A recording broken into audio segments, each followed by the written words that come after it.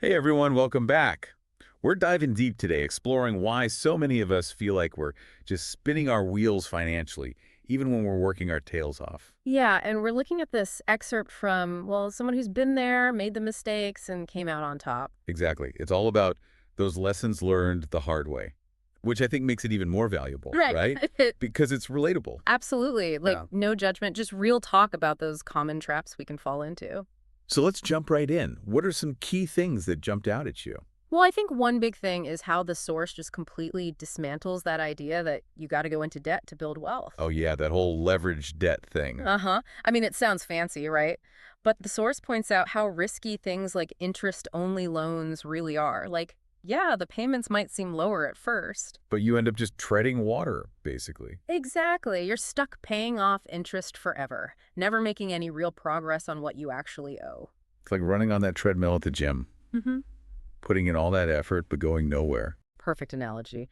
And the source actually uses this great example talking about how people finance things like vacations or cars. Stuff we want, yeah. Right. Instead of just saving up for them, it's that instant gratification trap, you know? Been there, done that. But the source doesn't just leave us hanging with the problem, right? They offer a whole different way to look at things. Yeah, they talk about this shift from a financing mindset to what they call an ownership mindset. And it all boils down to one simple question. Hit me with it. Instead of asking, how much is the monthly payment?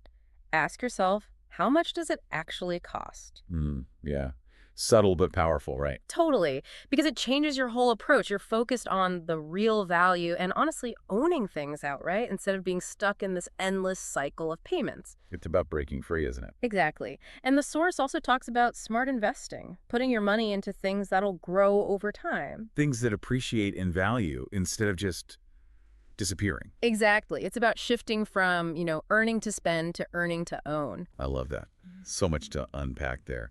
But how do we actually put all this into practice? Like, where do we even begin? Well, the source had this really interesting point. They said, true financial freedom isn't about how much money you make. It's about how much you keep. You got it. It's about having that financial cushion, that peace of mind. Yeah.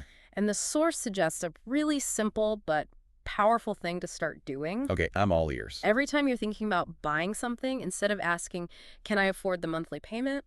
Ask yourself, Can I buy this outright? boom! It forces you to really think about the true cost and if it's something you really need or can actually wait for. Mindful spending, right. Exactly. So much good stuff in there.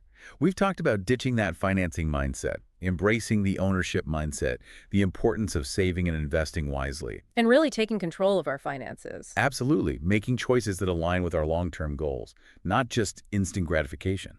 And, realizing that financial freedom is totally within our reach if we make the right moves. This deep dive has been so insightful.